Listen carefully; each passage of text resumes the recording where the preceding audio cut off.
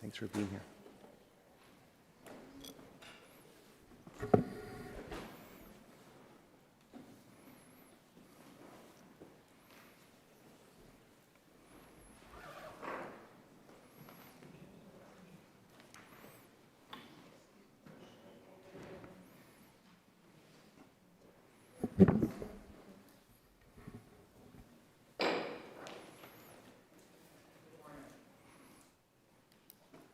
Good morning. The subcommittee, it's the Subcommittee on Elections. That's my classmate, so we just. The Subcommittee on Elections of the Committee on House Administration will come to order. I ask unanimous consent that all members have 5 legislative days in which to revise and extend their remarks, and that any written statements be made part of the record. Hearing no objection, so ordered. I'd like to thank the members of the committee, as well as our witnesses and those in the audience, for being here today. We are here today to examine barriers to Native American voting rights. This morning's hearing will shed light on the long-standing disenfranchisement faced by this nation's first people and potential solutions to right this wrong. The ongoing injustice of voter disenfranchisement in America is far too familiar. Throughout 2019, the Subcommittee on Elections held a series of field hearings across the country to examine the state of voting rights and election administration in America. What we found was an alarming array of hurdles and obstacles to voting that exist for citizens across the country, especially minority groups. Suppressive tactics have existed in various forms since this nation's founding, and they continue today. In 2013, the Supreme Court's decision in Shelby County gave jurisdictions with a provable legacy of discrimination a green light to discriminate at will. What was old is new again. Polling place closures and movements, cutbacks and restrictions on early voting, discriminatory voter ID laws, removing otherwise eligible voters from the rolls, modern-day poll taxes, and a failure to provide required language assistance and materials, among other barriers, all combine to continually disenfranchise millions of otherwise eligible voters. Last year, the House passed bills to strengthen voter protections and ballot access, including H.R. 1 and H.R. 4. Both these bills now sit on the Senate Majority Leader's desk waiting for action. But we cannot be still. At our founding, America claimed a commitment to equality. This nation has failed to live up to that claim at many turns, and it is time to fix it. Protecting the rights of Native American voters is no exception. This is now the second subcommittee hearing focused exclusively on Native American voting rights, and our third examining the issue in detail. One might ask why we are spending so much time on this topic. Almost 7 million people identify as American Indian or Alaskan Native, millions of whom are eligible voters, including tens of thousands serving on active military duty and thousands more veterans who bravely serve this country. Apart from this subcommittee's North Dakota field hearing, neither this committee nor, in fact, any other committee in either chamber of Congress has held a single hearing dedicated to Native American voting rights in recent memory. It is not only appropriate but necessary to hold a few hearings and make up for lost time. The federal government has consistently failed Native American communities by engaging in policies of forced removal and assimilation, failing to live up to its treaty promises and trust obligations, and denying Native American citizenship until 1924. The states are far from blameless. Once Native Americans acquired citizenship and the legal right to vote, states immediately erected a series of Jim Crow-style barriers to prevent Native Americans from casting a ballot. By the time this discrimination began to fade in the 1960s, the damage was done. Native Americans experienced disproportionately low rates of voter participation and steep socioeconomic challenges. Both these problems persist today. The socioeconomic challenges experienced by many Native Americans are severe and unacceptable. More than a quarter of Native Americans live in poverty, and Native Americans are unemployed at almost twice the rate of other Americans. Tribal lands are often rural and isolated, and many members lack access to transportation, residential street addresses, and reliable mail service. All of this was underscored by witnesses at our field hearings in North Dakota and Arizona, but it is not limited to those two states. These structural challenges mean that today's election laws are not necessarily working for Native American voters. Voter registration services are often scarce or unavailable on tribal land, and the act of voting itself is difficult for many tribal members. Polling sites are plagued by inadequate facilities, outdated equipment, and long wait lines. Tribal lands sometimes lack a polling site altogether, and access to proper language assistance remains a persistent issue. As we constantly talk about greatness, America is great because of her ability to repair her faults. It is time for us to do right by the residents of tribal nations and guarantee the right to vote that each member is owed. We look forward to our panelists today offering their views and possible solutions, hopefully. There is much work to be done. I yield now to the ranking member, Mr. Davis. Thank you, Madam Chair. Welcome to my good friend and colleague, Mr. Lujan. I can't wait to grill you with questions, my friend. Since the creation of the Committee on House Administration, oversight of federal elections quickly became one of its chief tasks.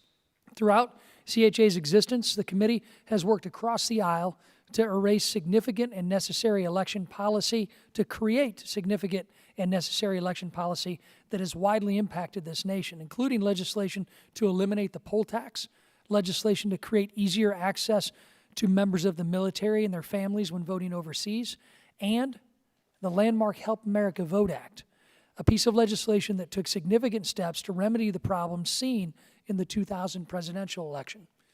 The Subcommittee on Elections is designed to serve as an extension of CHA to enhance oversight capabilities of federal elections.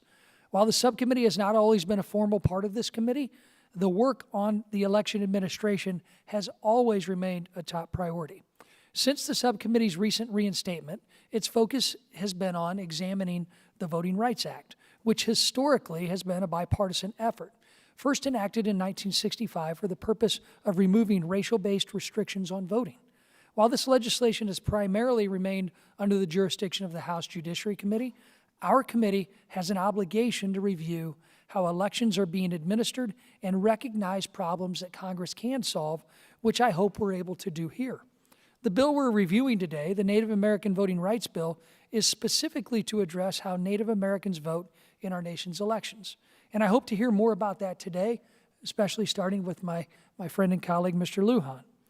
We previously held a field hearing in North Dakota on Standing Rock, where we heard from many tribal leaders about their work to help their populations vote, and we discussed ways that they can work with state administrators to better increase those efforts.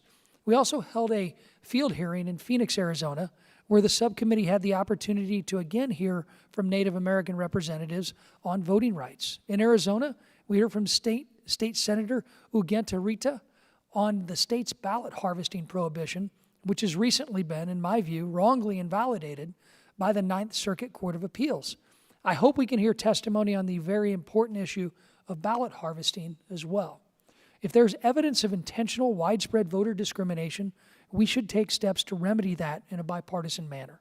Additionally, we should do our due diligence to review all of the facts and the numbers carefully and hear from all of the relevant stakeholders. What are the voter registration trends? What are the voter turnout trends? It is essential that Congress make the most well-informed decisions possible. Voting is a fundamental right to American citizens, and protecting that right is a responsibility that I, as ranking member of this subcommittee and of the full committee, take very seriously. Today, I'm here to listen to all the witnesses who have graciously agreed to participate. I look forward to hearing what each of you have to share in front of this subcommittee, and thank you, Madam Chair, and I yield back. Thank you, Mr. Davis. Mr. Lujan, I will spare you all of the instructions about the lighting system. I'm sure you're quite aware. So on our first panel, we will hear from the sponsor of H.R. 1694, the Native American Voting Rights Act, my colleague and friend, Congressman Ben-Ray Lujan. Congressman Lujan represents New Mexico's 3rd Congressional District and is serving his 6th term in Congress. He serves as the Assistant Speaker of the House and is the highest-ranking Hispanic in Congress.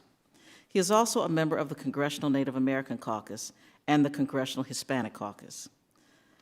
Congressman Lujan's district includes 15 pueblos and Navajo Nation and the Hickory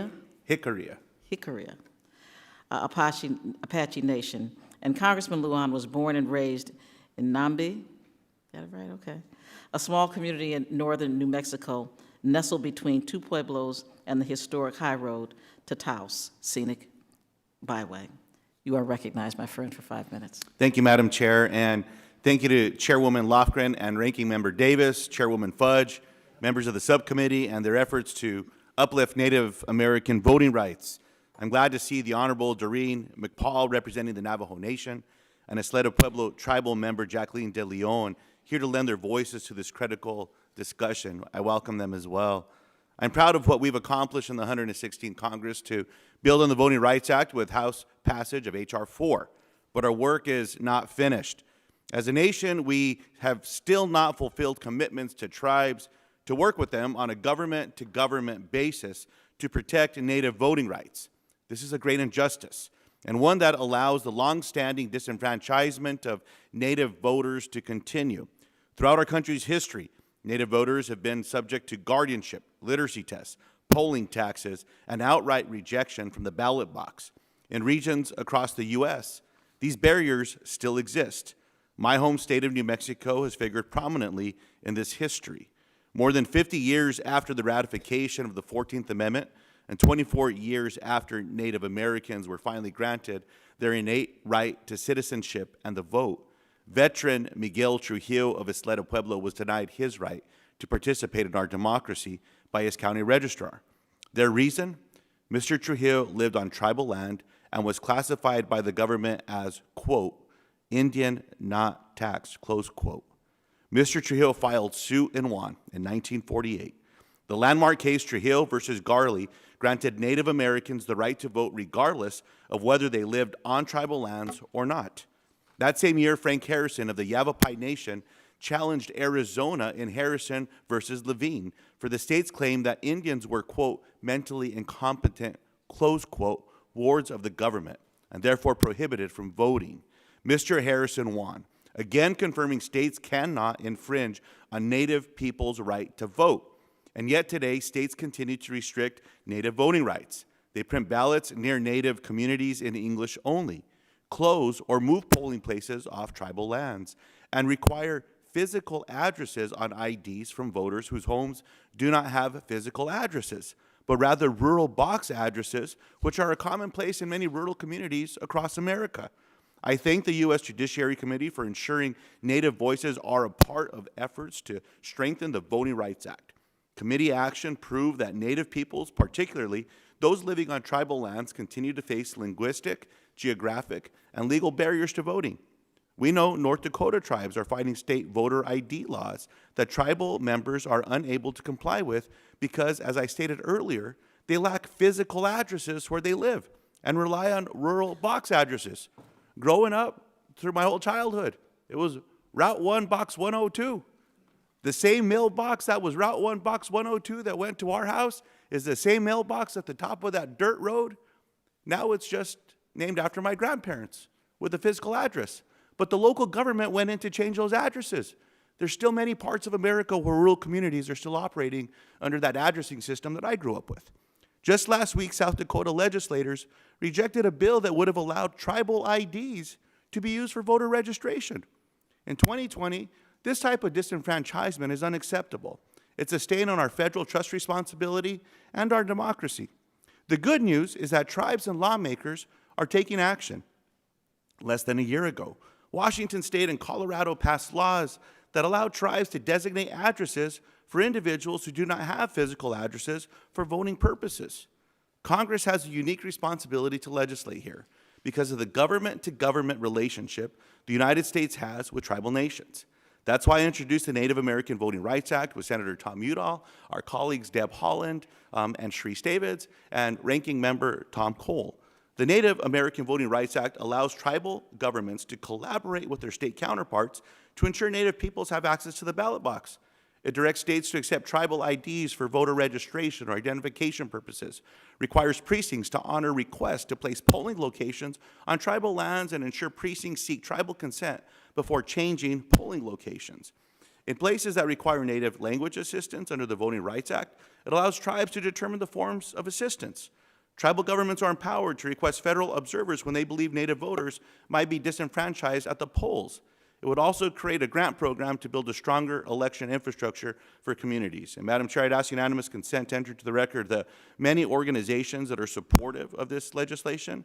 I urge my colleagues to support the Native American Voting Rights Act, and I thank the committee and witnesses for being part of today's vital test hearing. Thank you. Thank you very much. I appreciate it. We're not going to ask our colleague any questions, so we thank you so much for being here, and we would call our second panel. Hey, perfect timing, right at 5 minutes. When we're ready, boom, boom, boom.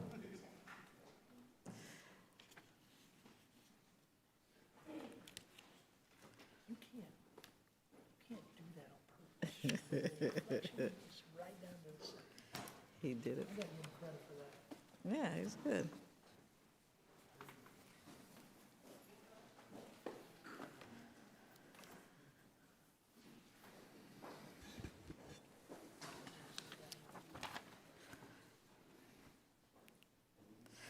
Thank you so much. Our witnesses today will be recognized for 5 minutes. I will remind our witnesses that their entire written statements will be made part of the record and that the record will remain open for at least 5 days for additional materials to be submitted if you wish. The lighting system will tell you how much time you have remaining. You will each have 5 minutes. Green light means begin, yellow means you have 1 minute left, and red means please wrap up your statement. On our second panel, I'd like to welcome Leonard Forsman, Chairman of the Suquamish tribe, and he has held the position since 2005. Previously, he was a research archaeologist for Larson Anthropological and Archaeological, those are 2 words hard to say together, services in Seattle, Washington from 1992 through 2003. He is also the vice chair of the Advisory Council of Historic Preservation, a position he was appointed to by President Obama. Amber Torres has served as chairman of the Walker River Paiute tribe in Suarez, Nevada since 2016. She currently serves on the Intertribal Council of Nevada Executive Board, Native Farm Bill Coalition, and Tribal Leaders Consultation Work Group, the National Indian Health Board, National Congress of American Indians Vice President, Alternate Western Region, Tribal Interior Budget Council, and other boards that represent Nevada, Arizona, and Utah. Welcome. Doreen McPaul assumed her position as Attorney General of the Navajo Nation in April 2019. She has 18 years of legal experience, including 11 years working for the Pasquayaqui tribe and Tahona'atum, I'm close, I'm trying really hard, Nation, and the Salt River Pima Maricopa Indian community. She received her law degree from Arizona State University and is licensed to practice law in Arizona and New Mexico and on the Navajo Nation. Thank you all so much for being here. We would begin. You have 5 minutes. Good morning, Chairman Fudge, Ranking Member Davis. Is your mic on? There we go. Good morning, Chairwoman Fudge, Ranking Member Davis, and honorable members of the subcommittee. My name is Leonard Forsman. I'm the chairman of the Suquamish tribe, and I also serve as president of the affiliated tribes of Northwest Indians. I thank you for the opportunity to testify today about removing legal barriers that prevent Native Americans from exercising our right to vote, and specifically how we accomplish this in the state of Washington. The Suquamish tribe is a signatory to the 1855 Treaty of Point Elliott. In exchange for ceding most of our Aboriginal homeland, the tribe reserved the Port Madison Indian Reservation, the home of Chief Seattle, on the Kitsap Peninsula, as well as fishing, hunting, and gathering rights. We have roughly 1,200 enrolled citizens, more than half of whom reside on a reservation or within Kitsap County, which is located west of Seattle across the Puget Sound. As residents of the state of Washington, we have many options on how to register to vote. We can register by mail or online 8 days prior to Election Day. We also have the ability to register in person and on Election Day itself. Washington is a vote-by-mail state. Prior to Election Day, ballots are mailed to all registered voters. Voters may return their ballots via mail or by dropping the ballot off at a designated ballot box location. Postage is not required to mail the ballot. Voters also have the option to vote in person on Election Day. Even with the seemingly voter-friendly Washington system, American Indians still face many obstacles to exercising our right to vote. The obstacles that I will discuss are not particular to Suquamish or Washington State. They are common across Indian country. The first barrier was using tribal IDs to register to vote. Tribal citizens that did not have state-issued licenses or IDs have a harder time registering to vote online. Many tribal citizens' primary identification is their tribal ID cards. These individuals often do not have state-issued driver's license or ID cards. In addition, some tribally issued IDs do not include residential addresses or signatures. The second barrier was that many tribal citizens do not have a typical residential address to use to register to vote. Many Suquamish homes have addresses that do not correlate with the state's address system. This creates issues for these tribal citizens in ensuring that they registered to vote in the right precinct. In addition, tribal citizens rely heavily on P.O. boxes, which are strictly prohibited in establishing residence for voter registration. A third barrier specific to Washington was the option for returning ballots. Too often, designated ballot box locations were off reservation and operated with limited hours. This created a hardship for many tribal citizens that do not have the means of transportation. Tribal citizens were also deterred by having to pay the postage of the ballot. That's no longer the case. Washington State responded to these challenges by enacting the Native American Voting Rights Act, or NAVRA. NAVRA addresses many of the issues we face when trying to vote. First, a tribe may now request that their county auditor establish at least one ballot box on their reservation. More importantly, the tribe can choose a location. There's no cost to the tribe. We have one right outside our tribal office, fortunately. NAVRA allows tribal citizens residing on a reservation to use non-traditional residential addresses for voter registration. They may also use a location of the tribally designated ballot box as their residential and mailing address if they live in the same precinct. Third, NAVRA allows tribal citizens to use tribal IDs to register to vote. The tribal ID does not need to list their residential address. However, if the ID does not have the tribal citizen's signature, the Secretary of State must be able to obtain a copy of this signature from the tribe. Finally, a tribe may request that any state facility located on the tribe's reservation provide voter registration services. NAVRA also provides enforcement mechanisms that allow a tribal government, an individual, or state attorney general to sue to enforce its provisions. Since the passage of NAVRA, tribes in Washington are now partners with the state. The Suquamish tribe is now able to have direct involvement with the state in planning and ensuring that our people do not face obstacles while exercising their right to vote. The tribe is now preparing for this year's 2020 elections. We have a ballot box located in front of our tribal offices, and we have a central location to deliver our ballots. This is important for our homeless citizens and for those that may not have a stable residence. These individuals now have the ability to designate the tribal ballot box location as their address. Suquamish will be working with the state to provide voter registration services on our reservation. In addition to my role as chairman of the tribe, I'm also on the NCAI Executive Board, and NCAI has established a nonpartisan Native Vote Initiative that provides staff coordinators to offer vital information throughout Indian country. And the NCAI has provided testimony to the work that they do when they get out the vote. And in conclusion, I urge this committee to consider the measures taken by the state of Washington as Congress moves forward in addressing voting rights issues. And thank you for the opportunity to testify. I'm happy to answer any questions. Thank you. Thank you, Mr. Chairman. I now recognize Chairwoman Torres for 5 minutes.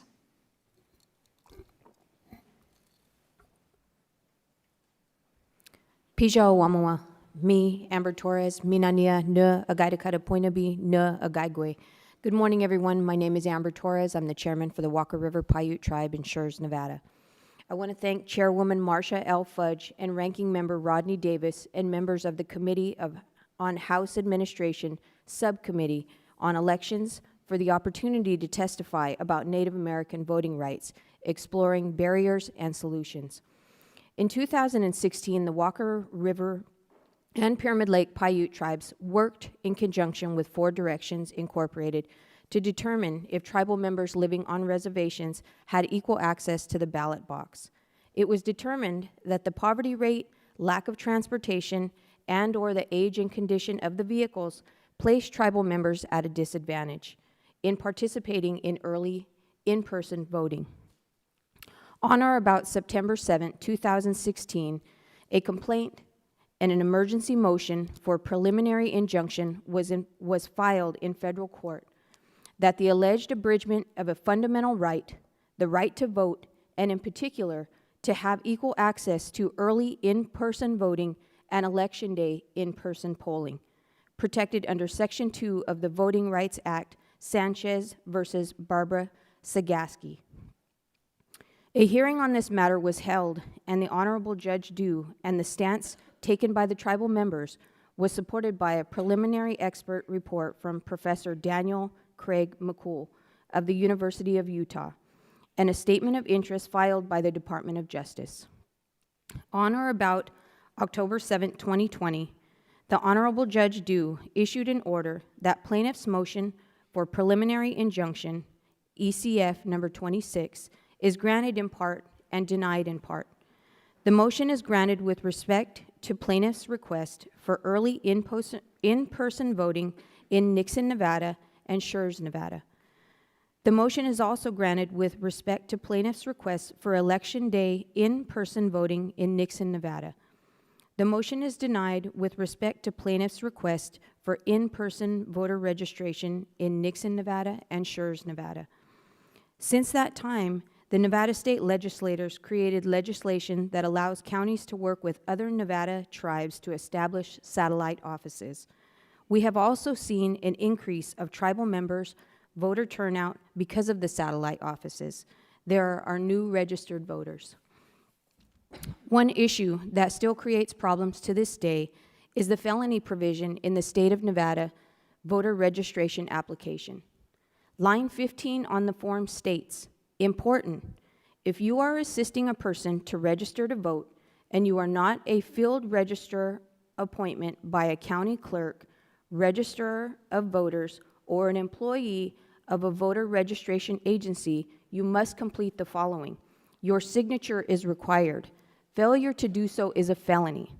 This creates problems within our reservation in that our youth tend to help their grandparents in everyday activities, and this provision makes them hesitant and or not wanting to assist the elders in voter registration, in that if they forget to sign, they could be charged with a felony. It would only take Nevada legislation to remove this barrier, but until that time, the field registrar appointed by a county clerk, registrar of voters, or an employee of a voter registration agency should be assigned to our reservations to assist with voter registration. We would also like the House and Senate to support H.R. 1694, Native American Voting Rights Act of 2019. Our people understand the importance of voting and how hard our ancestors fought to have that right. Please make sure our voices are heard now and for future generations. Thank you for your time, for allowing me to testify before this committee on the issues of voter equality at the ballot box. Pijat you. Thank you. Thank you. Attorney General McPaul, you are recognized for 5 minutes. Good morning. Thank you, Madam Chair and honorable members of the committee. I appreciate the opportunity to address the committee today. My name is Doreen McPaul. I'm an enrolled member of the Navajo Nation, and I serve as the Attorney General, and I oversee the nation's Department of Justice. And I'm here today to discuss 3 recent voting rights cases that greatly impact Navajo voters. Each of these decisions highlights adversities faced by Navajos when they're casting their ballots. The first case is Navajo Nation versus San Juan County. San Juan County is in Utah. It is the largest county in the United States that has a majority Native American population. This case challenged the county's failure to redistrict its commission and school board for more than 20 years. The county is made up of 3 commission districts, 2 of which have a majority non-Native population, and the third had a 92% Navajo population in 2012 when this litigation was brought. As a result of this case, the federal court found the county's district lines to be unconstitutional in violation of the Equal Protection Clause. the court appointed a special master to draft a redistricting plan. Under the new plan, 2 of the 3 county districts had, for the first time, a Native American majority population. The court ordered the county to adopt the plan and to hold a special election using the new redistricting plan. This election occurred in November of 2018, and as a result of the election, 2 Navajos, for the first time in the county's history, were elected to hold 2 of the 3 commissioner seats. And despite the success, there's ongoing efforts to challenge the structure of this county and to undo these positive results. The second case is Navajo Nation versus Hobbs. This is a federal court case that challenged the early voting practices of 3 Arizona counties, Apache County, Navajo County, and Coconino County. In 2018, these counties did not count the early ballots submitted by Navajo voters that failed to have a signature, nor did the counties inform the voter that the ballot was defective. The nation filed a suit against the Arizona Secretary of State as well as the 3 counties. And this particular case recently settled in a way which allows the voters who failed to sign their ballot 2 things. First, they have notice of the deficiency, and they also have the opportunity to cure that defect. These 2 remedies are also already afforded to voters who have mismatched signatures on their early voting ballots, as well as to voters on Election Day who failed to present their identification. We are having some post-settlement challenges with the state's election manual, as well as some current legislation proposed by 1 senator that would specifically prohibit curing and undo our settlement in this case. The last case I want to mention is the very recent Democratic National Committee versus Hobbs. This particular decision, the Ninth Circuit overturned 2 laws that had significant hardship, created significant hardship for Navajo voters. The first law prohibited ballot collecting by third parties, and the second law prohibited out-of-precinct ballots. And it's very common for Navajos who share the burden of having a distant post office box to have relatives pick up or drop off the mail. This is true whether they share a box or they share a residence. And out-of-precinct voting is also very common on the Navajo Nation, especially where tribal and state elections are happening on the same day. If a voter's precinct doesn't align with the Navajo Nation's 110 political subdivisions, it results in out-of-precinct voting. And so we're very pleased with this Ninth Circuit decision. And just to conclude my comments, I want to emphasize that the Navajo Nation supports the efforts of Congress to address Native voting issues in the Native American Voting Rights Act. The litigation is expensive, it's time-consuming, and there's really no end in sight. Both the Navajo Nation president as well as the Navajo Council have expressed support for the act, and for the nation, this law recognizes the unique challenges faced by Native voters and attempts to remedy those issues, and the nation would very much like Congress to pass that act. Thank you. Thank you very much, and thank you all for your testimony. I as well congratulate you for the legal successes that you all have experienced. And just note that it took more than 230 years to get 2 Native Americans elected to the House of Representatives. Let me begin with this question for all of you, each of you, and we'll just go down the line. Do you think that your surrounding non-tribal communities face the same challenges with geography and voting? We've got 29 tribes in Washington, so it varies from the rural to the urban to the suburban. So I guess it would depend on the tribe you're asking about, but I was saying generally that they don't face the same challenges that our people do within our reservations because of the past oppression that our people have faced through the assimilation processes the federal government imposed upon us. And some of those things that you mentioned earlier in your testimony about Indians not taxed, and the tradition of our people not being allowed to go to public schools and then being sent to boarding schools. So this tradition of being excluded is something that there's some distrust. But there are some challenges also around access. Washington, of course, is a model for some of those things being eliminated. But I just like to emphasize, and then all states are like Washington in their relationships with tribes.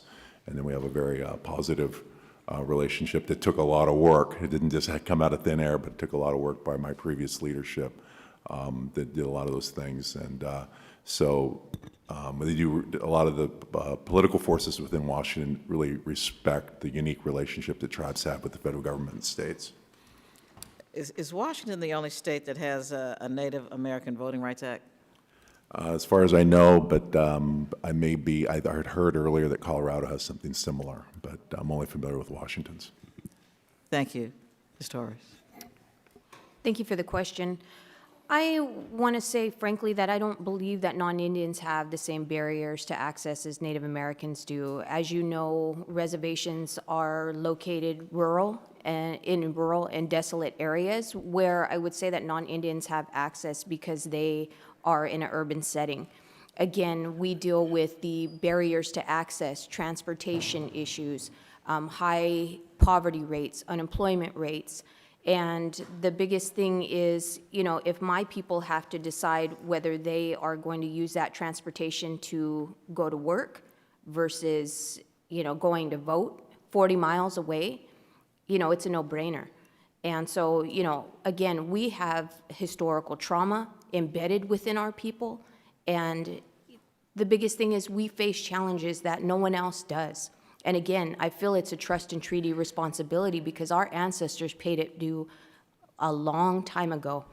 And it's time for the federal government to hold up their end of the bargain. So thank you for that question. Thank you.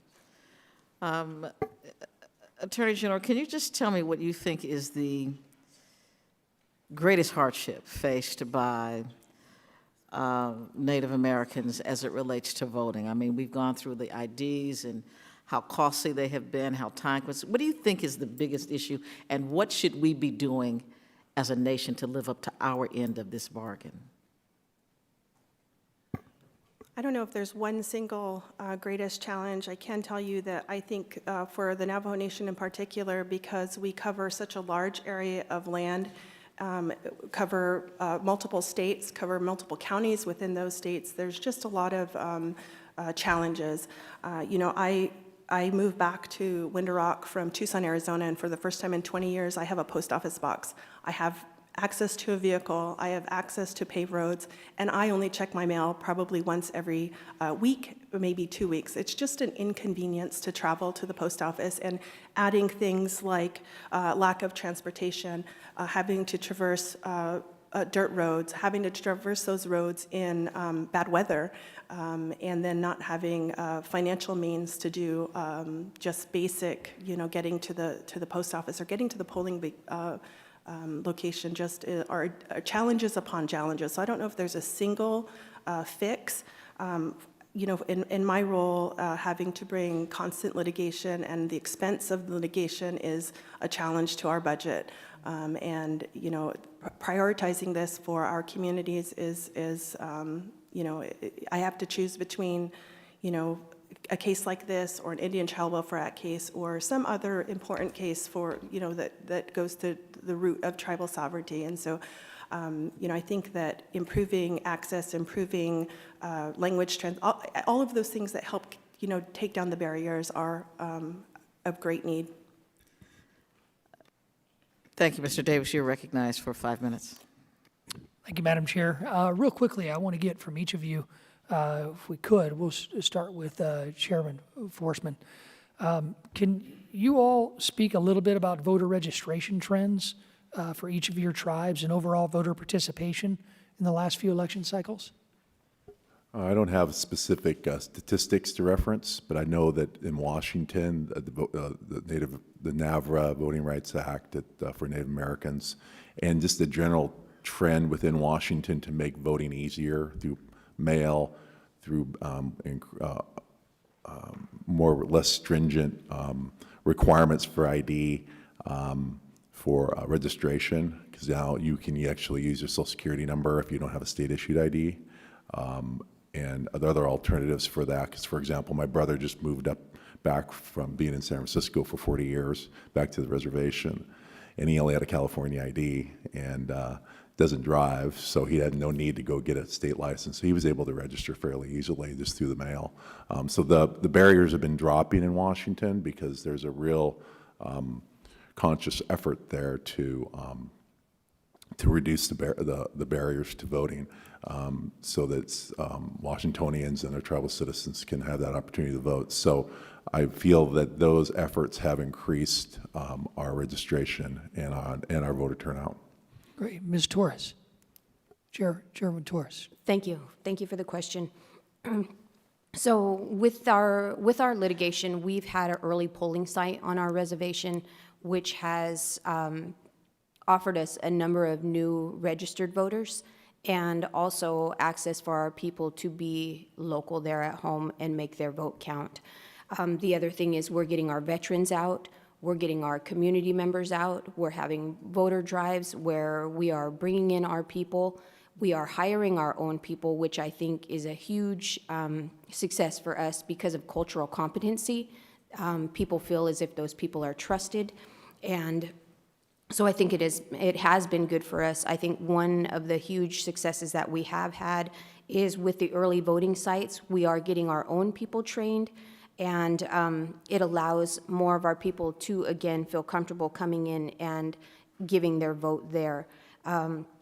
The other thing is this year we are really concentrating on census as well as voting, and we have a new 18-year-olds. We are pushing that they get signed up, and again, our older voters that haven't voted in quite some time, we're going out and educating them on that importance. So we are really making the push to sign all of our people up. So it has been successful, and we've seen a huge voter turnout. Right. Ms. McFall, what are your thoughts? Thank you. With respect to voter registration trends, I can only speak to this in terms of our litigation. For example, redistricting in a constitutional matter that affects voting, turnout and results, allowing for ballot collecting and out-of-precinct voting should be a trend, if that's the way I can say that. With respect to our Arizona settlement, adding additional in-person voting places as part of the settlement, developing a voter registration plan for the state to maximize voter registration as part of the settlement, adding timely radio advertisements and election information in the Navajo language is important, providing Navajo translators at each polling place, and also allowing voters an opportunity to secure their unsigned ballots. Okay. Thank you all for your thoughts on this. Real quick, while I have a little bit of time left, Attorney General McPaul, I noticed in your testimony you mentioned the case that was discussed at the Arizona field hearing in regards to ballot harvesting and the Ninth Circuit Court of Appeals. On ballot harvesting more generally, California, states like California, I have a concern with the chain of custody issues that I believe are ripe for fraud. And as a matter of fact, we saw fraud in ballot harvesting in North Carolina, where we had a special election, and one member who won an election in November of 18 was not seated in this institution because of ballot harvesting. So with the Ninth Circuit Court of Appeals ruling, do you think the gentleman who's probably going to be on trial and likely to go to jail in North Carolina because ballot harvesting is illegal, do you think that gives him the ability to argue that his case should be thrown out of court? Thank you for the question. I'm not familiar with the particular issue that you're talking about, so I don't feel competent to speak to it. I can tell you that in my personal experience, just growing up on the reservation and sharing a post office box, my relatives all live in the same area, and it's not uncommon for everybody to have keys to other people's post office boxes to collect the mail and to drop it off. And so, I don't know in that context, delivering the mail for my grandmother or my, disabled relative, how that would constitute fraud or picking up the mail. Well, it's pretty well established now in most states that you can take the relative's ballot, but we saw an instance of fraud in North Carolina where a Republican operative's likely to go to jail for doing what's completely legal in other states. That was the night that the Ninth Circuit Court of Appeals addressed in their decision. I just find it interesting. I think if I was the one who was being charged, I would seriously look at that decision. So thank you for your comments to all. Mr. Butterfield, you're recognized for 5 minutes. Thank you very much, Madam Chair. Let me join the chair and the ranking member in welcoming the three of you to this hearing today. Your testimony has been very valuable. Many of my colleagues know that in my prior life I was a trial judge in North Carolina, but many of my colleagues may not know that prior to that I was a voting rights attorney for some 6 or 7 years in my state. When I came out of law school, I did not recognize the full potential and power of the 1965 Voting Rights Act. But after I began to learn and to apply the Voting Rights Act, I began to appreciate the importance of the VRA. And so that's why I am an original co-sponsor of H.R. 1694 that was offered by my good friend Ben Ray Lujan. I support it and will work very hard for its passage.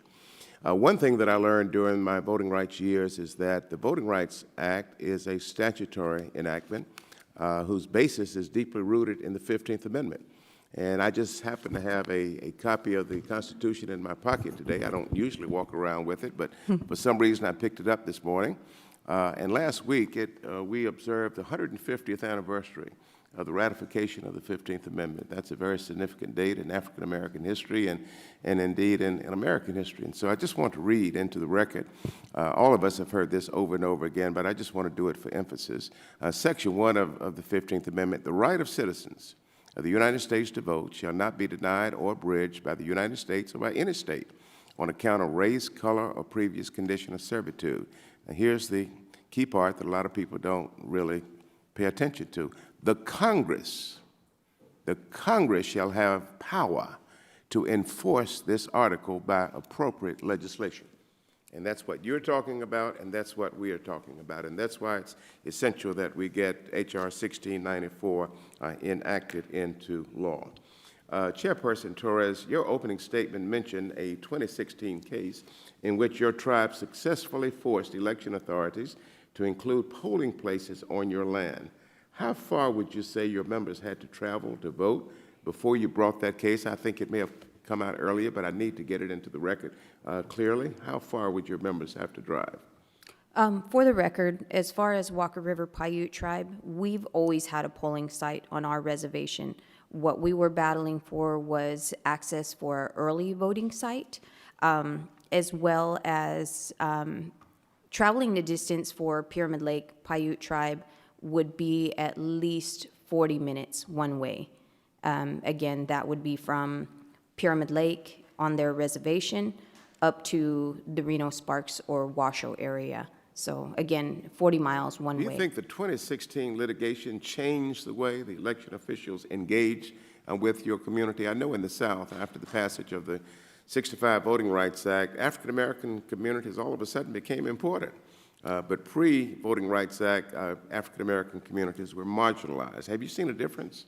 I can guarantee that we have seen a difference. Again, just standing our ground and knowing what our rights were and fighting for them. Again, with our ancestors fighting so hard for our right to vote, we had to make sure to set that precedence. And again, we've opened up the doors for all of Nevada tribes now to have those satellite clinics, or I'm sorry, those satellite offices, and then also so that they would have the ability to have polling sites on their reservation and early polling sites, and then also have the ability to get their own people trained to work in those facilities. I think that is a huge success in Indian country and Nevada specific. Thank you. Let me now direct my final question to the Attorney General. Thank you for your service. How far do your members typically have to travel to apply for a driver's license or other government service? Does that affect your members' ability to obtain the IDs or other documents that they need to register and vote? Thank you for the question. It's not uncommon in our rural communities for folks to travel half an hour to an hour or more to get to the nearest city. That city might not have a placed motor vehicle division to get a driver's license, so it kind of varies. I can tell you in San Juan County, folks in Navajo Mountain who travel to Blanding, which is where the county seat is, 4 hours. 4. Incredible. Incredible. All right, I think I'll stop right there, Madam Chair. Thank you. I yield back. Thank you, Mr. Aguilar. You're recognized for 5 minutes. Thank you, Madam Chair. Thank you for the opportunity to have the panel, and thank you for our witnesses today. Attorney General McPaul, as you know, Arizona recently moved to a vote center voting model. This means that voters no longer have a specific polling places in many locations, but can vote anywhere they'd like. While this model seems to offer more options for voters, it only works if there are adequate number of polling places to choose from. Has the vote center model affected voters' access to the polls and their ability to vote in Indian country? I'm sorry, I don't know that I can speak intelligently to that question. I do know that Professor Patty Ferguson is on the next panel, and she would have the information to adequately address your question. I apologize. No, can you talk to me a little bit about some of the barriers then to voting within the Navajo Nation that your community still faces? What are some of the largest barriers that exist? Thank you. Yeah, I can do that. One of the things I mentioned is that, my office represents all 3 branches of government, all of these executive branch divisions and programs, and we also represent the 110 local governing chapters. So the nation is divided up into those 110 local community chapters where people vote, where people have community gatherings, and it's where local governance occurs. Those boundaries are traditional boundaries. They predate statehood, they predate county lines, and so there's often issues with the way the polling precincts don't match with the community where people actually vote. And so it is entirely possible for people to have to go to 2 different places to vote on election day, and that creates confusion.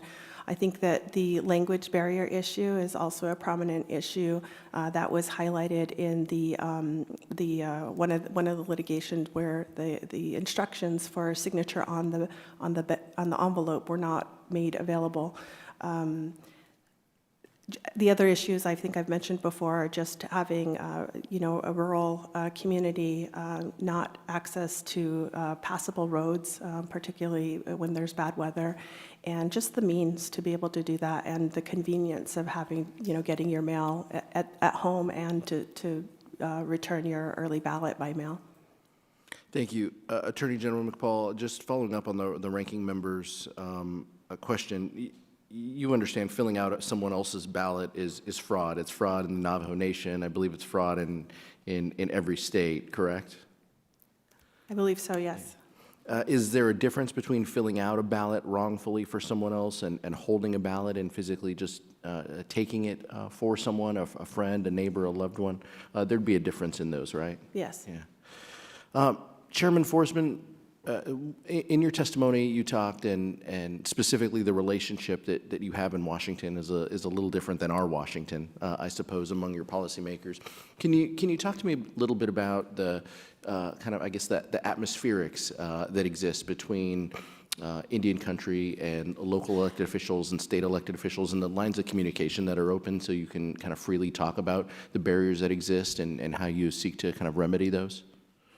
Yeah, well, one of the things that I think that tribal-state relations came to a pretty much a bottom in the early 70s over the fishing wars and the Bolt decision, which acknowledged the tribes' treaty rights to half the harvestable salmon in Washington, and also as co-managers, as governments to help co-manage the fishing harvests and seasons. It was very empowering.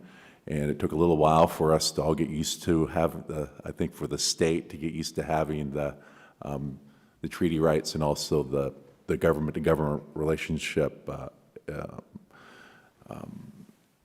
visible and implemented with the help of the United States, the Department of Justice and Congress itself, and over time, and the Supreme Court, of course.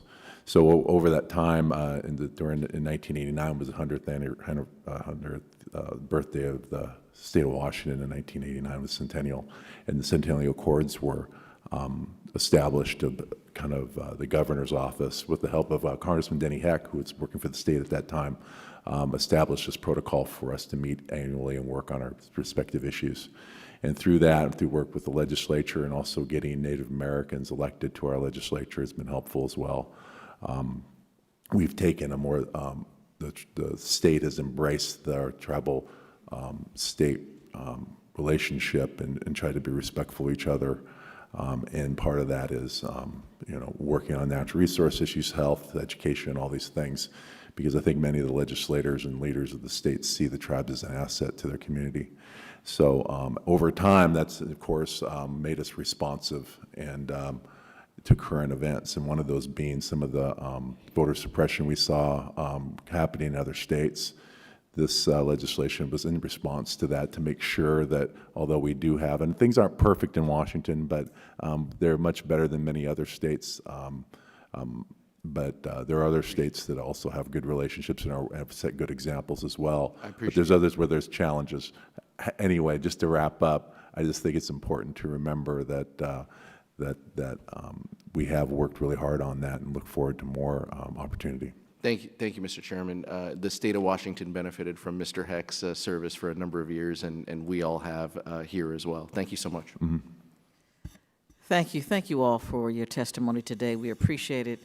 We will be sure to be in contact as we go further with this legislation. Thank you again. I would now ask for the third panel to please join us.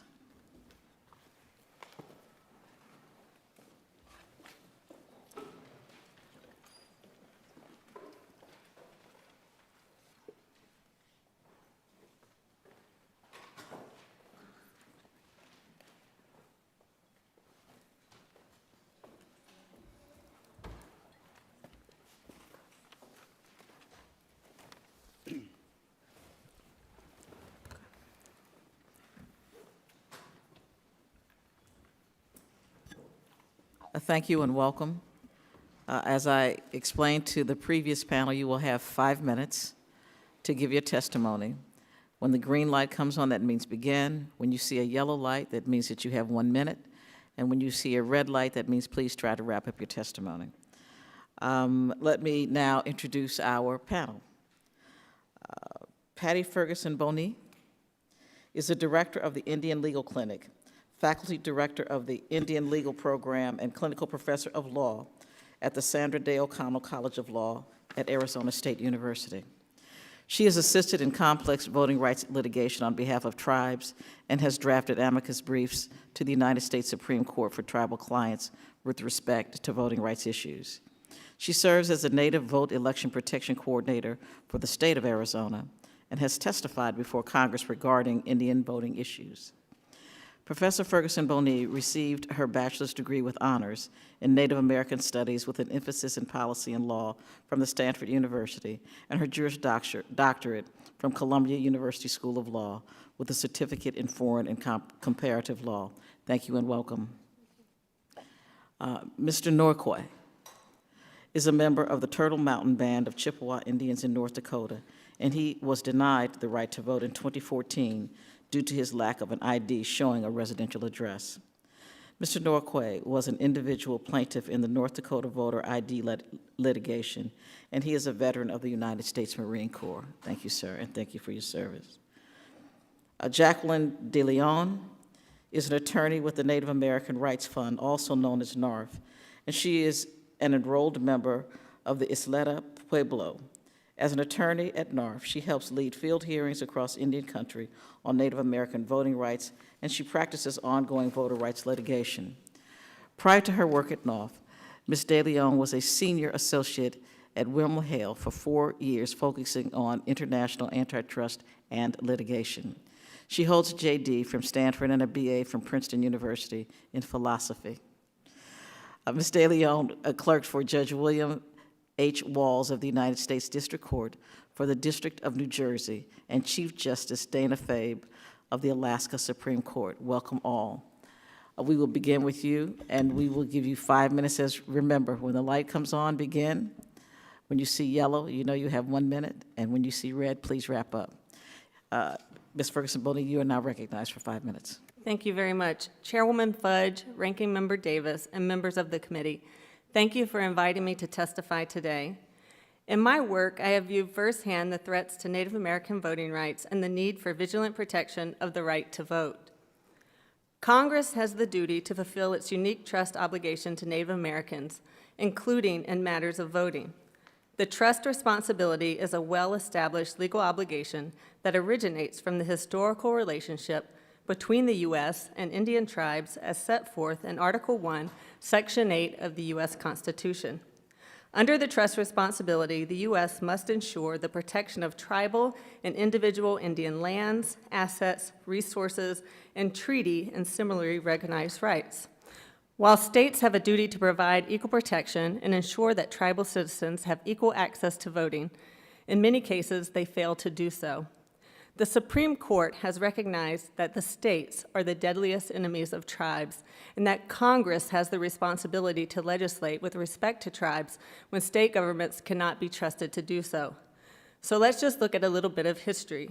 When Congress passed the Indian Citizenship Act in 1924, states prevented Indians from registering to vote and from voting. Representative Lujan testified about ongoing barriers whenever Native people received that right to vote when they became citizens, but they were denied that right. And while the Voting Rights Act improved voting for Indians, Native Americans continue to face obstacles. In recent years, states and counties have taken actions to reduce Native American voter participation by failing to comply with Section 203 language requirements, packing Indians into districts to reduce voting strength, closing polling locations, and passing strict voter ID laws. Further, many of the voting barriers faced by tribal people result from systemic issues that Congress has failed to address. These include disproportionately poor levels of health, education, and employment. On many reservations, Indians lack access to basic service and modern-day conveniences. On-reservation voters have different experiences, opportunities, and realities than off-reservation voters. Isolating conditions such as language, socioeconomic disparities, lack of transportation, lack of residential addresses, lack of access to mail, the digital divide, and distance are a few of the factors that impede Native American political participation. Today, states and counties either fail to consider these realities or intentionally exploit them in ways that give rise to modern forms of voter suppression we see in Indian country. Many of the methods to overcome these barriers are outside of the control of the individual tribal voter. Let's take, for example, the issue of non-traditional addresses and lack of home mail delivery. Approximately 80% of the U.S. population lives in urban areas, while many Native Americans and Alaska Natives live in rural communities. These rural Indian communities lack residential street addresses, and locations for homes are usually described by landmarks, crossroads, and directions. It is important to recognize that for reservation residents, at-home mail delivery is uncommon, residential addresses may not exist, and residents primarily rely on shared P.O. boxes for mail delivery. Unlike most post office locations, those located on reservations lack 24/7 access and have restricted hours. Distances can be great, with some reservation residents traveling up to 70 miles in one direction to receive mail. Across Indian country, Native Americans have difficulty voting because of these residential addresses. It impacts all aspects of voting, including getting mail, registering to vote, and complying with voter ID requirements. We've seen this in South Dakota, North Dakota, Washington, California, and Arizona. Now, the lack of safe and reliable mail delivery was a factor in the Ninth Circuit's recent decision overturning Arizona's ballot collection law. Ballot collection is a method of increasing turnout utilized largely by Hispanic and Native American communities. In Arizona, only 18% of natives receive mail at home. This, coupled with lack of transportation, makes it difficult for Indians to vote by mail. In overturning the law, the Ninth Circuit found that Arizona acted with racially discriminatory intent in violation of Section 2 of the Voting Rights Act and the 15th Amendment when passing the ballot collection law. It's also important to note that Arizona tried to implement a ban on ballot collection in 2011, but withdrew it during the pre-clearance process. This example illustrates the need for ongoing measures to protect Native American voters. U.S. Supreme Court Justice Hugo Black said, "Great nations, like great men, should keep their word." It's been 96 years since the Indian Citizenship Act, and the promise of the Native American franchise has yet to be kept. However, Congress has the power and duty to keep that promise. Thank you for allowing me to testify today. Thank you very much. Mr. Norquay, you are recognized for 5 minutes, and again, I thank you for your service. Yes, ma'am. My name is Alvasay Narque, and I'm from the Turtle Mountain Band of Chippewa Indians. I am a veteran of the United States Marine Corps. I am a citizen of the United States. I've lived on or around the Turtle Mountain Reservation for the past 30 years. On November 14th, I went to the KC Hall to vote, but was turned away. I voted many times for years before being turned away. I was always happy to go vote. Being turned away brought me down. It turned out North Dakota started requiring ID and addresses to vote. I didn't have an ID, and without an address on it, we're homegrown people. We don't need the residential ID. We know where everybody lives. Sometimes the homes on the reservation don't have addresses, and sometimes people don't have homes. I've been a homeless veteran, so sometimes I don't have an address, I don't have a car, I can't afford to get an ID. I still think I deserve to vote. Voting means to make our country better and see who can run it better. Thank you. Thank you, and yes, you do deserve to vote. Ms. De Leon, you're recognized for 5 minutes. Thank you, Chairwoman Lofgren and Ranking Member Davis, Chairwoman Fudge, and members of the subcommittee for having me here today. Thank you, Congressman Lujan and Senator Udall, for introducing the Native American Voting Rights Act.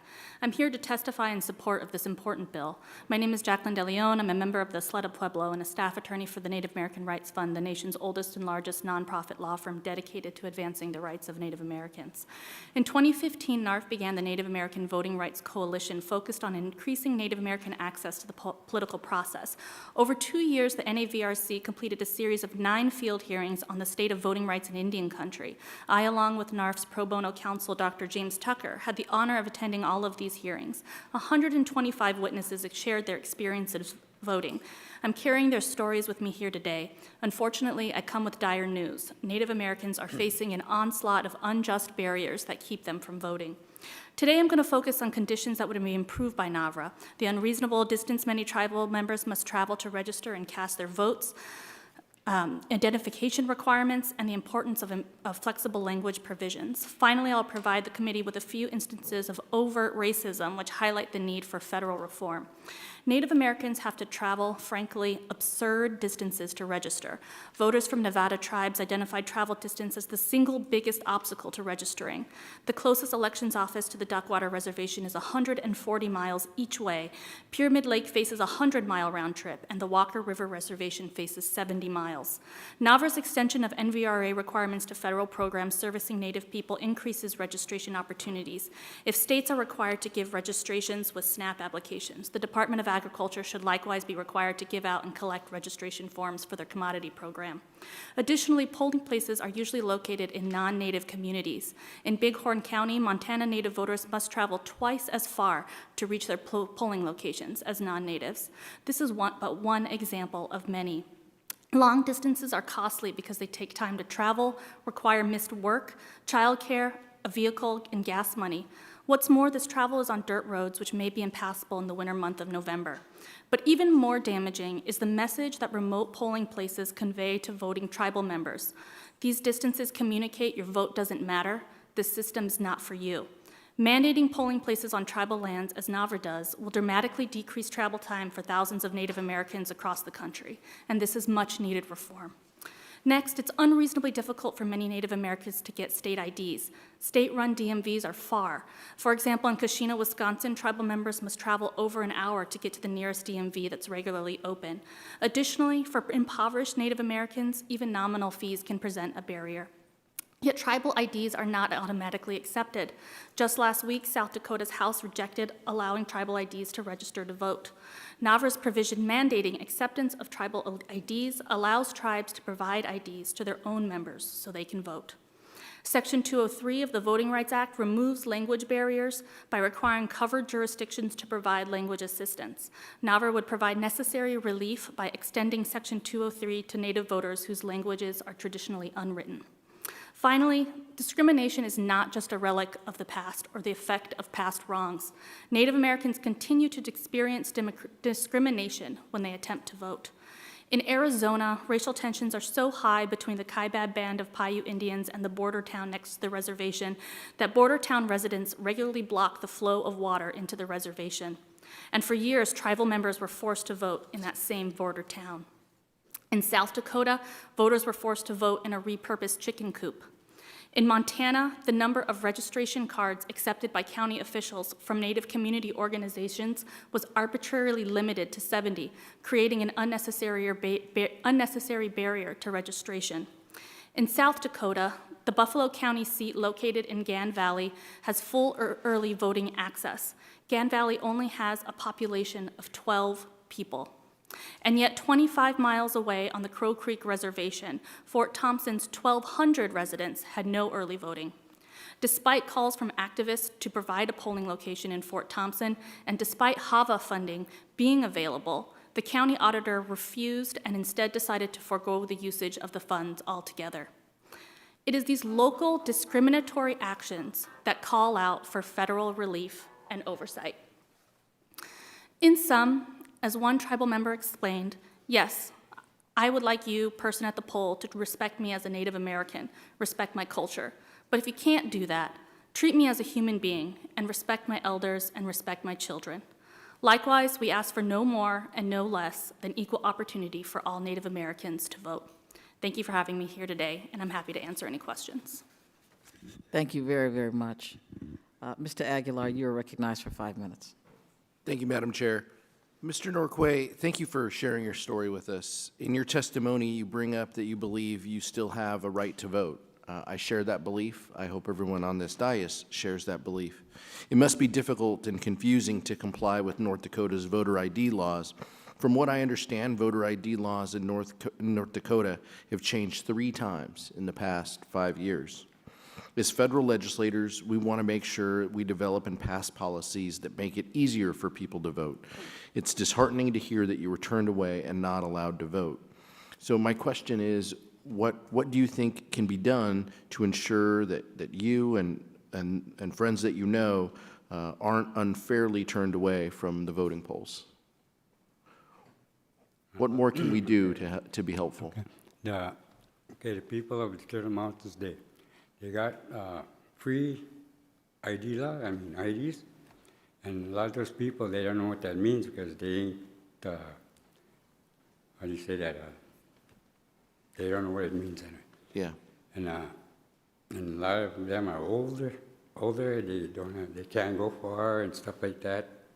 I think just to make it better is for the people and transportation and, Transportation. Closer voting, because we have to go miles to vote around. And like I said, we know everybody around there, and some of us don't have vehicles, and it costs you $20 to get right to the voting booth. And, that's $20 out of your pocket where you can't buy an ID card. Yeah.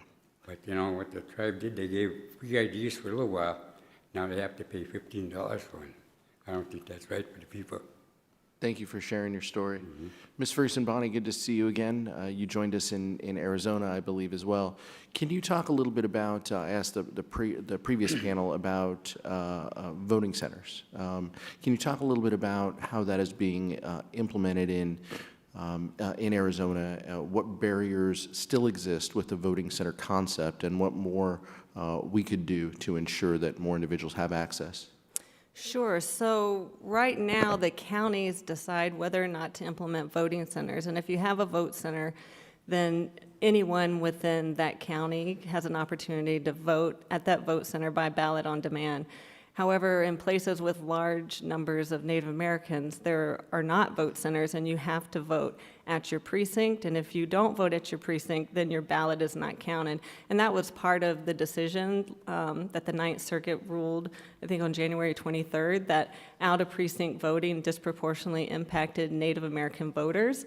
And so since they would discard the whole ballot, that now counties will have to count those parts of the ballot that are statewide or federal, so they do not discard the whole ballot. But there was a finding by the court that disproportionately impacts Native voters.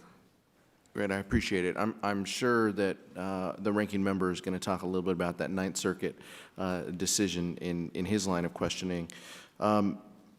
I did want to ask you, Ms. Ferguson-Bonney, have Arizona policymakers acted differently since preclearance is no longer required? What changes have you seen from a policymaking perspective since preclearance is no longer required? There's definitely been a difference. The first election after preclearance was no longer the case. A lot of polling locations were closed. There was a lawsuit. And the county at the time, Maricopa County, said that they did not consider the impact on minority communities. So before, when a law was changed or a policy was made, there would have to be an assessment on would this disparately impact Native American communities or Hispanics or African Americans, and they have not been doing that. They have actually been introducing laws such as the ballot collection law. They've also introduced a law which requires individuals to show ID when you vote early in person. Well, who's going to be more likely to do that? That's going to be Native American voters because they don't have access to the mail. While other voters who vote early, most of the voters in the state of Arizona, the non-native voters, vote by mail, and their identification is verified through their signature.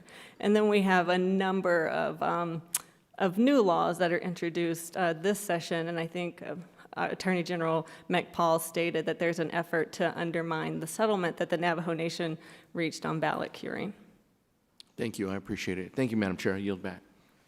Thank you. Mr. Davis, you're recognized for 5 minutes. Thank you, Madam Chair. Mr. Norquay, thank you for your service in the United States Marines. I'm sorry to hear what happened in 2014.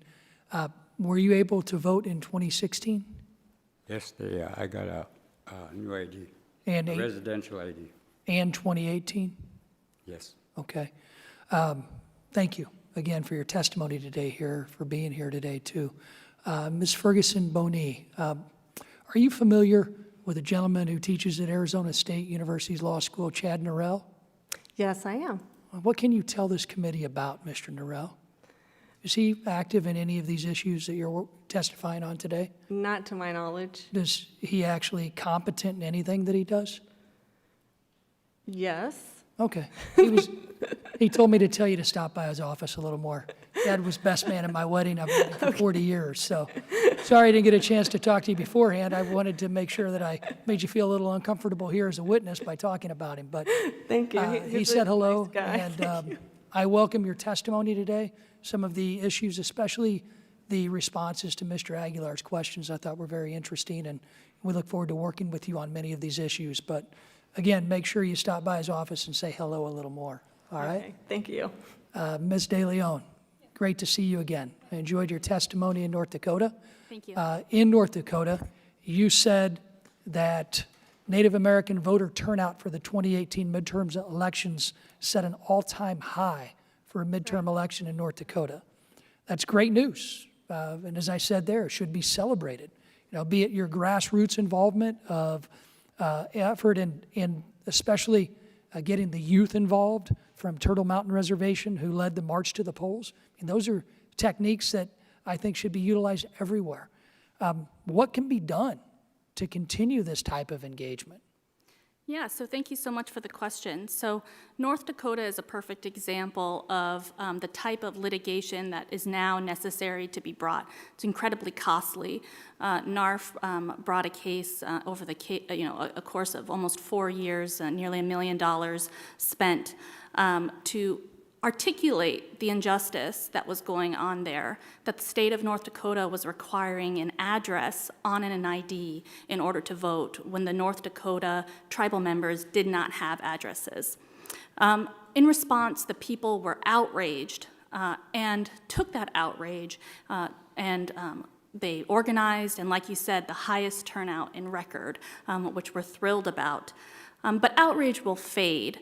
But the law is going to remain. And so in time, the barrier is going to remain erected, and people are still going to continue to have a problem voting, which is why, in North Dakota, like elsewhere, there shouldn't have to be that expenditure in order to get a just result and, of litigation in order to get a just result. I think instead federal action like you can perform here would prevent the need for that type of litigation in the first place. And places like Washington State and, Nevada, where they brought a successful lawsuit, can then see that increase in voter registration and turnout. What is the process for one to register to vote in North Dakota? There's no registration in North Dakota. So you have 0 voter registration. That's right. You prove you live in the state, you can go vote that day. Well, I don't think you have to prove that you live in a state. What you have to do is, be a United States citizen and be a resident of North Dakota, and a citizen of the United States, and those are the qualifications to vote. Would you encourage a voter registration process like in my home state of Illinois or possibly Arizona or Ohio or California? Registration is the province of the states, and I respect their authority on that. Okay. You don't have a preference? I really don't have a preference as long as there's equal access for every individual. Okay. Do you foresee any issues where non-governmental entities like NARF, who apply and are granted funds to administer election functions on reservations instead of the tribes? I mean, you mentioned funding was a big problem. Do you see, my question is, I would assume the tribes would benefit from election security dollars and election administration dollars more so than the independent groups. What do you see?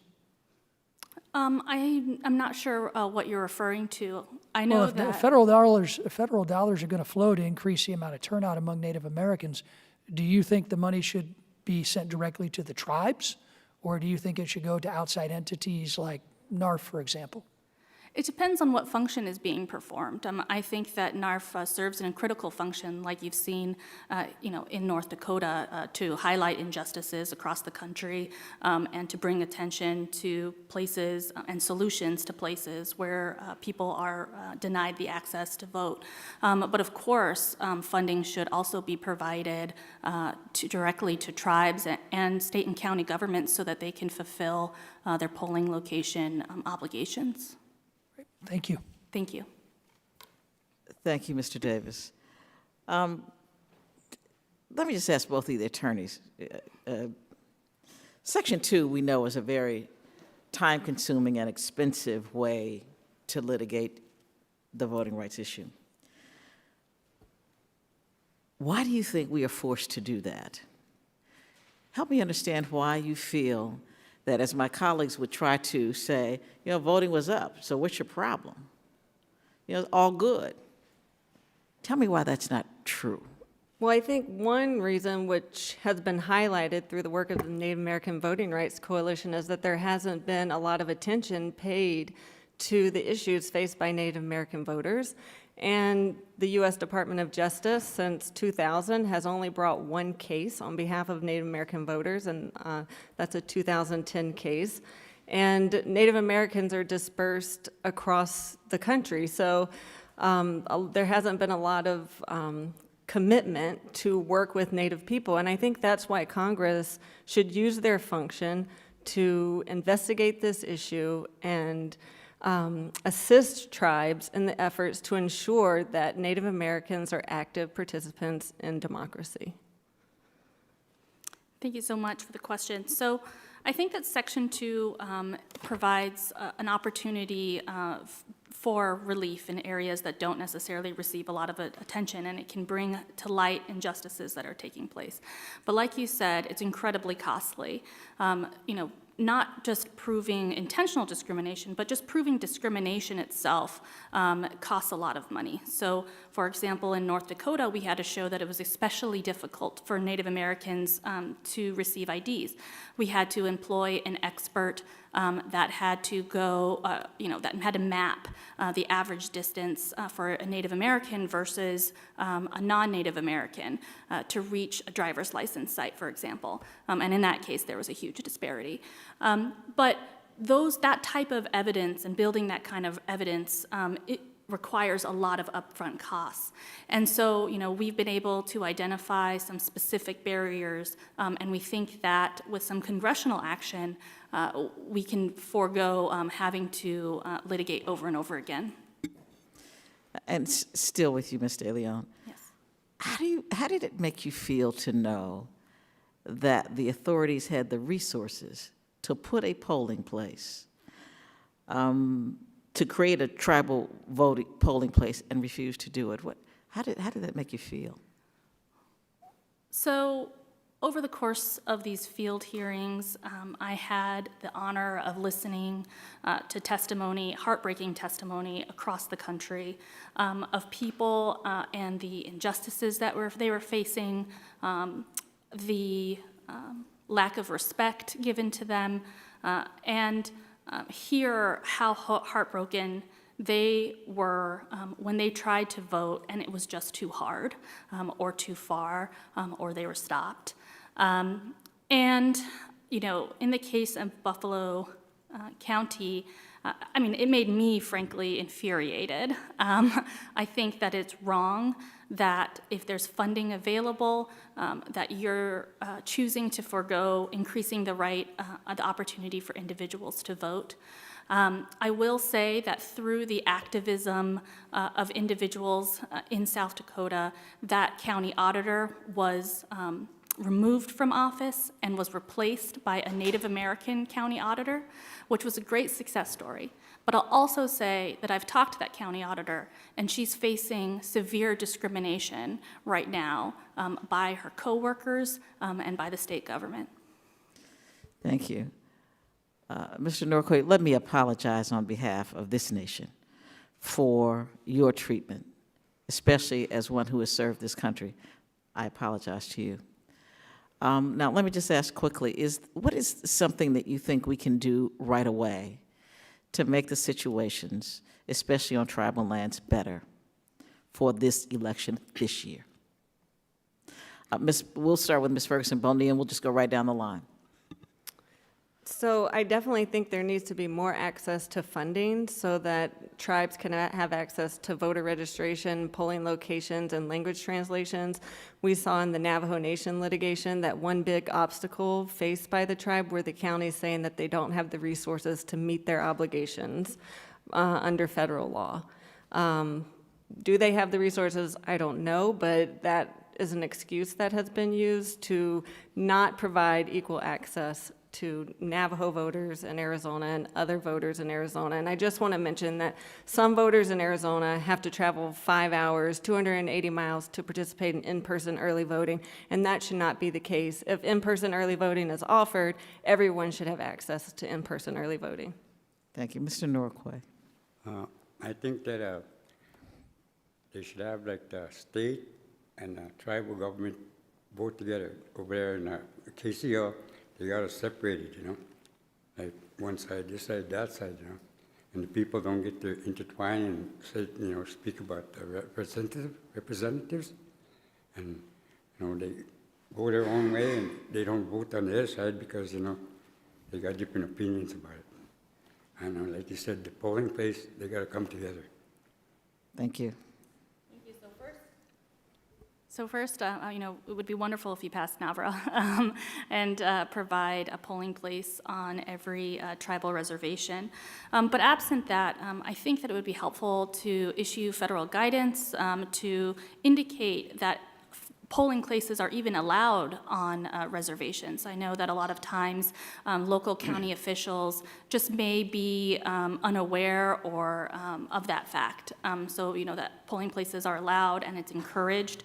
The federal government can encourage or can bring litigation under Section 2 as well. Given the well-documented discrimination facing Native Americans, we encourage them to do so. Thank you, and I thank you all so very much. And in conclusion, I would just like to make a short statement for the record. Being an African American, I clearly understand discrimination. I know it when I see it. And I have seen it throughout this process as we have traveled this country. But those who have not faced discrimination tend to find ways to explain it away. They always want to make it that, you know, well, you overcame, so it's okay. It's not okay. So I would say to you that it is going to continue to be difficult, but it is our responsibility as people who represent the federal government to protect protected classes of people. And we're going to do our very best to make it better. I don't know where we go from here, but I do know this. We're going to continue to expose the problem. We're going to continue to try to address the problem. And we thank you for every day trying to make it better on your own. And with that, if there is nothing further, I would thank you again, and this subcommittee stands adjourned. Thank you. Thank you. Good job. You did a great job. Can I have that? Yeah, you can. Take it.